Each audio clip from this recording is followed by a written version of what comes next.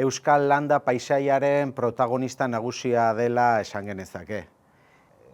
Inguru malkartsu eta bailara desberdinen zehar barreiatua dagoen arkitektura bat, unitate isolatu desberdinetan sakabanatua, eta bertan nekazal familia bat edo bat baino gehiago jaso eta bertan lana egiteko espazioak eskaintzen dituena. Arkitektura konpakto bat da. Patiorik ez duena eta lauki ereduko volumen konpakto batean kudeatzen ditu erabilera desberdinak. Bizitokiak, ikuluak, lastategiak, produktu desberdinen prozedurarako espazioak, sagardo tolarea eta barrekoak bertan bateratu dira, ez? Eta ahalmen hori izan du erabilera desberdin guzti horiek kudeatzeko. Bertan aurkitzen dira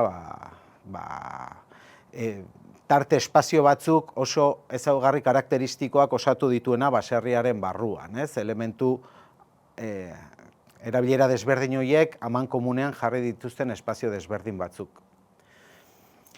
Bere historian zehar, 600 urtetako historian zehar moldatzen joan den arkitektura bat ere izan da.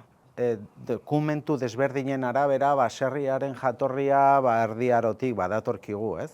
Edo eredu barreiatu horren inguruan. Arkitektura horiek nolakoak ziren zehatz ez dazkigu, ez? Eta 15. mendean dendrokronologiak esan digu, 15. mendeko arkitektura bai nolakoa zen. Baserri hauen irudia ezagutu dezakegu, ez?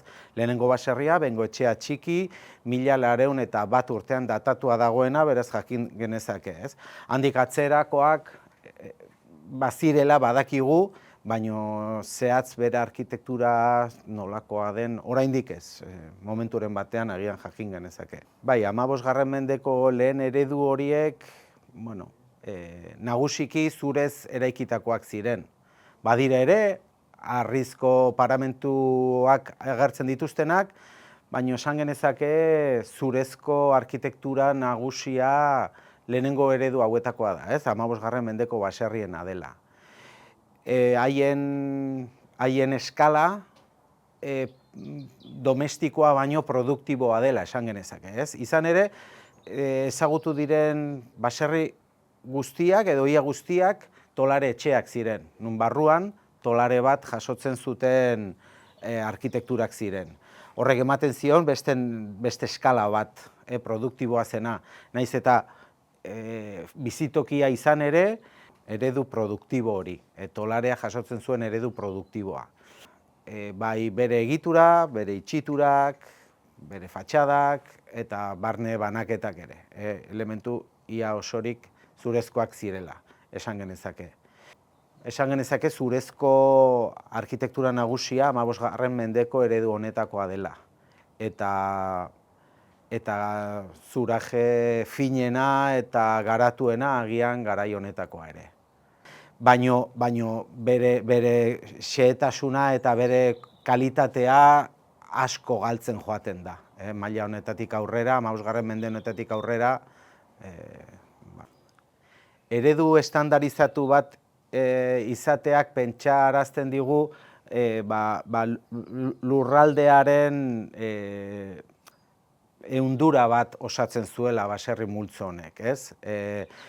Seguraski eta neurri batean sagardogintzaren inguruko ehundura bat osatzen zuen eta estandarrak izateak bazuen lurralde mailako irakurketa bat egiteko aukera ematen digu, ez?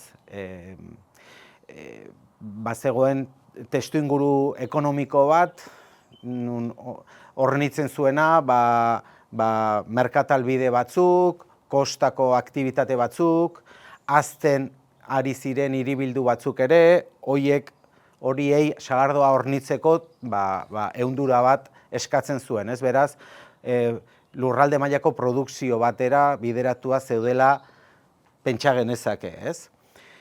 16. mendearen bukaeran, krisialdi ekonomiko baten ostean eta hainbat gertakari historikoren ostean, kontestu edo marko ekonomiko hau aldatzen da erabat, eta segurazki ia 2 menderen inguruan antolatu zen ehundura guzti hau, kontestuz kanpo geratzen da, ez? Eta geratzen dira aurresistentzia hauek, arkitektura hauek, oinarri edo eskala produktiboa eduki zezaketenak, eta hasten dira domestikotasun kutsua handitzen, ez? Produkzioa domestikoa izatera pasatzen da, ez lurralde mailakoa izatera, eta domestikotasuna etxea esango genuke volumen honen zehar zabaltzen joaten da, ez? Dijoa espazio desberdinak hartzen. Lehen esan duguna, gaitasuna izan duela baserriak moldaketa hauek ulertzeko, interpretatzeko eta aurrera egiteko, ez? Orduan, horietako handienetako bat esan genezake 17. inguruan sortzen dela, eta ere identifikatu genezake material aldaketa batekin, ez? Zura, esan badegu lehenengo ereduak zurezkoak edo material garrantzitsuena zurezkoa zela, hasten da perimetroan eta oineko hainbat elementuetan harrizko hormak pisu gehiago hartzen, ez? Hasten da fabrika, hasten da irabazten protagonismoa zuraren gainean. Eta, esango genuke, hasten dela gaur egun baserri bezala irudikatzen dugun argazki hori sortzen hasten dela, ez? Baserri hauek eraikitzen hasi ziren garaian, oso baso ugaria zeudela, mota guztitako aritzakin, gaztain onduakin, batipat aritza erabiltzen da, ez? Baina horrek erakusteigu, baserria berritzen haste ganean, erakusteigu ehundoko ezagutza zeukatela egurrana aukeratzen zutela zuhaitz bakoitza behar zuten leku bakoitzeako, ugaritasun horrek jakitura handi bat zekarrela behakin, ezta? Eta hori antzematen da, gero baserriak denbora dijoan heinean, aurra dijoan heinean, eraikuntza kalitatea jaisten da, baina hein handi batean basoen ugaritasuna jaisten dalako. Ez dakatelako olako lehengai aberatzik, eta hori beste faktore, hainbat faktoren tartian, baina baserri zarrenetan ikustea ze egur berzuten, ugase hartze zutela, igual zion ze tamainu berzuten, oso pieza luzeak, oso garbila, kalitate honekuak, eta orduan egurrona lantzeko moduare oso fina zan eta oso kalitatezkoa da. Sabemos que hay especies que fabrican un anillo de crecimiento cada año y las características de ese anillo dependen de un montón de factores y entre ellos las condiciones climáticas en las que ha crecido el árbol. ¿Para qué sirve la dendrocronología? Bueno, tiene diferentes aplicaciones, pero hay dos principales. Una es la obtención de datos acerca del clima que ha ocurrido en épocas anteriores para los que no tenemos datos de los observatorios. Los anillos de crecimiento son una de las 3 únicas fuentes que existen que nos proporcionan información de este tipo. Y la segunda, y que es la más conocida, que también se llama dendroarqueología, es la datación de maderas de época desconocida. Para poder hacer un estudio dendrocronológico tenemos que obtener muestras de la madera que queremos estudiar. Y hay 3 formas de obtener esa muestra. Una es aprovechar que se hacen obras de rehabilitación o derribos y, una vez apeadas las piezas, cortar una sección transversal completa en la que tengamos toda la serie de anillos de crecimiento desde el corazón del árbol hasta la parte exterior del mismo. La siguiente opción sería extraer directamente de las piezas in situ un pequeño cilindro de madera que si lo orientamos en el sentido correcto, en ese cilindro sería como sacar un radio de este corte, tendremos la serie completa de anillos de crecimiento, y para los casos de mobiliario y obras de arte, en los que no podemos extraer una muestra física, lo que hacemos es preparar una parte de ese mueble o de esa obra de arte que no sea vista, que no sea visible de forma habitual, prepararla mediante lijados y pulidos y tomar fotografías de alta resolución. Una vez que tenemos la serie completa de anillos de crecimiento, lo que hacemos es medir el grosor, con precisión de centésima de milímetro, el grosor de cada anillo de crecimiento presente en la muestra. Eso nos proporciona una serie, tanto numérica como gráfica, en la que se están reflejadas las variaciones que ha habido en el crecimiento de ese árbol. Y posteriormente la comparamos con la cronología de referencia correspondiente, es decir, para poder hacer un estudio dendrocronológico tiene que haber un trabajo previo en el que se haya desarrollado una cronología de referencia para esa especie y zona climática. En el caso, por ejemplo, de Fundación Arqueolán, nosotros llevamos 25 años fabricando una cronología de referencia para el roble del norte peninsular. Eso quiere decir que si nos encontramos una estructura de madera confeccionada con roble del norte peninsular, es muy probable que consigamos obtener una datación de la misma comparándola con esa cronología que hemos fabricado. Karlistadak, tirabira handikoa, eta, bueno, mende horren, 19. Mende horren bigarren erditik aurrera, hasten dira, harresia galtzen dira hirietan, zabaltzen hasten dira hiriak, eta populazioa asko jasotzen du, ez? Hazten dira, eta modu berean, landatik, mugimendu handia dator, ez? Hirietara jendea dator, horietako askok uzten dute, baserria eta bere mundua, beste batzuk partekatzen hasten dira, eta lan egiten dute lantokietan, baserrietan, bueno, hor dago aldaketa bat, baina baserriak hustutzen hasten dira. Ez da momentu bat, nun intentsitatea galtzen da.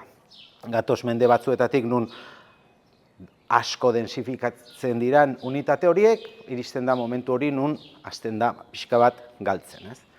Eta hain zuzen momentu hori nun somatzen hasten da giroan, gizartean, dentsitate bat galtzen hasten dela, arteen aldetik, guzti hori isladatu nahi da, ez? Eta mitifikatze ariketa bat dago, ez? Hasten da, pixka bat goraipatzen mundu hori, idealizatu egiten da, eta, bueno, seguraski, errepresentatzen da modu batean, irudikatzen da modu batean askoz ere idilikoagoa benetan izango zena baino, ez? Miseriak eta goseak eta lan asko hartuko zuen, idealizatzen da, irudikatzen da modu zoragarri bat bezala, eta, bueno, esanguratsuak dira adibidez Aurelio Artetaren kuadroak, ez? Non mundu horiek irudikatzen dituen, ez? Intentzio batekin, mundu ideal hori, neskatxa hori, leihotik begira, baserriak, basoak, baratzak, guztia oso dotore eta idealizazio batean irudikatzen du, eta kontra, hiri bat, grisa, goibela eta bertako biztanleak lurrari begira eta modu goibel batean, ez? Koloreetan eta argitasunean ere kontraste horiek irudikatzen dira, ez? Hiria modu itxusi, zikin eta ilun bat bezala, landa modu koloretsu, argiztatu eta eguzkitsu batekin, ez? Orduan, hor badago, galtzen ari den mundu hori, era berean, nahi dugu idealizatu eta irudikatu zerbait perfektua balitz bezala, ez? Zer egingo dugu eraikiteko parke erraldoi guzti horrekin, ez? Gure lurraldea, zenbaketa desberdinen artean, baina milaka unitate dagoena, ez? Aukera ematen du erabilera desberdinetarako, hosteleritzakoak, hoteleritzakoak, museistikoak, eskala produktibo horrek hainbat aukera ematen ditu, ez? Beste erabilera desberdin batzutarako, baino anekdotikoa da kopurua, ez? Arteetan bezala, arkitekturan ere, irudi horren kodifikatzea ere gertatzen da, ez? Eta trasladatu nahi da, egiten diren arkitekturetara, arkitektura domestikoetara, nagusiki, irudi hori, ez?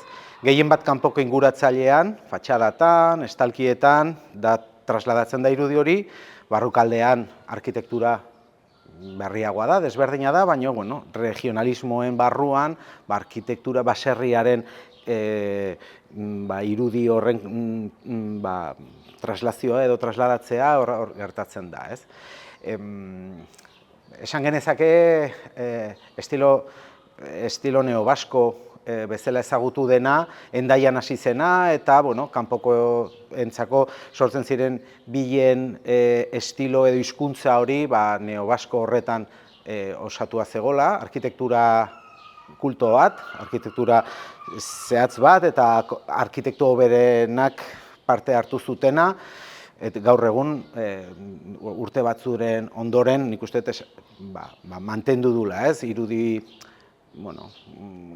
baliotsua edo arkitektura interesgarri horrena. Baserriaren irudikatzearen asmo bat arkitektura berriarekin, baina bestetik daukagu jatorritik etortzen den baserri hori eta garaian garai aldaketak jasotzen joan dena, txertatzen joan zaiona irudi horreri, hasierako baserria izango zena, versus baserriaren irudi hori errepresentatu nahi izan duten arkitekturekin. Baserriak historia bat izan du, jatorri bat izan du, eta garaian garai bere aldaketak, bere egokitzapenak izan ditu, eta gaitasuna izan du aldaketa guzti horiek neurri batean jasotzeko, eta beste momentu batean, 19. mendearen bukaeratik, 20. mende hasieratik aurrera sortu den irudi ideal hori, errepresentatzen saiatu dena, bizitzatan, eta ez bakarri bizitzetan, baizik eta beste arkitektura desberdin askotan. Gasolindegi bat ikusi dezakegu, baserri irudiarekin edo beste hainbat eredu. Esango genuke ez dela guztiz benetakoa edo falsua dela, eta errealitate batzuk, beste errealitate batzuk galdu ditugu. Hemen saiatzen kontatu garen historia horretan, gaur egunera iritsi dena da beste irudi bat, idealizazio horrekin geratu gara, eta galdu dugu idealizazio horretan benetako edo bestelako mundu bat, beste irakurketa bat eduki dezaken mundua ere, beraz, uste dugu hori garrantzitsua dela, gaur egun baserriari begiratzen diogunean, erreperatzen diogunean, txertatua daukagun irudi hori da geratu dena.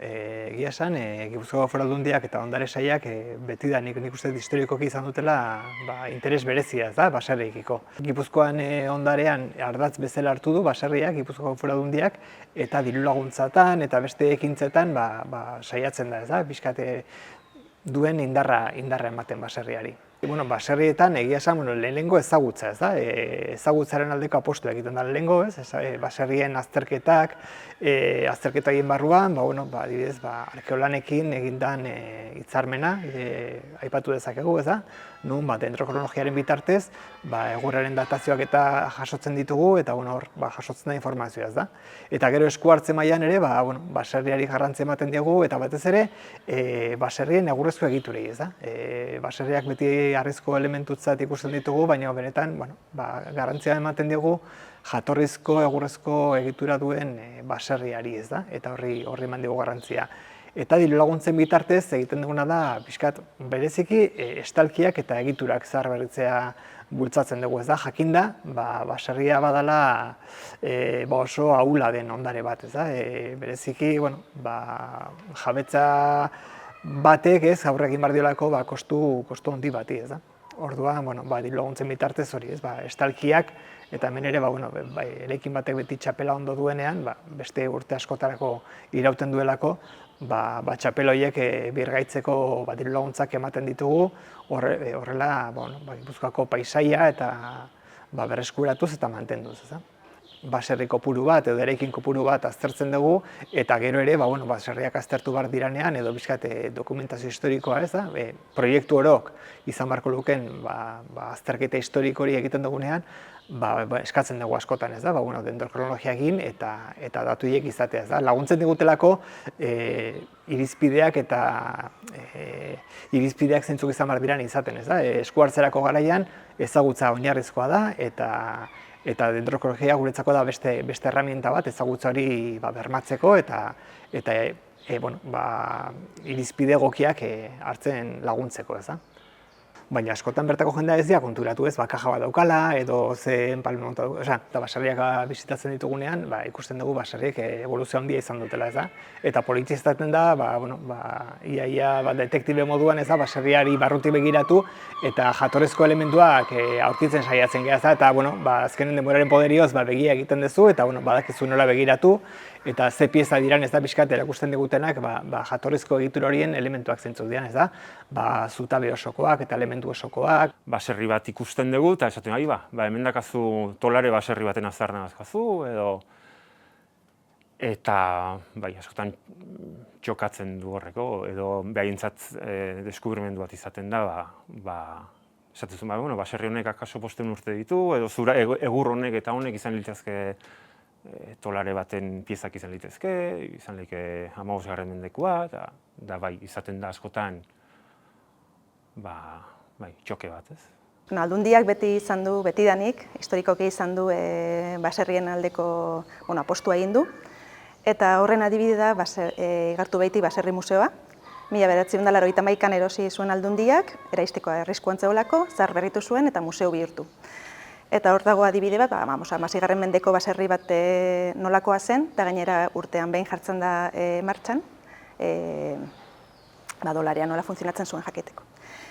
Eta honen arira, Aldundiak urtero ematen ditu diru laguntzak, ondarea zaharberritzeko eta sendotzeko diru laguntzak, eta baserrien kasuen batez ere teilatuak zaharberritzeko eta egiturak konsolidatzeko, sendatzeko.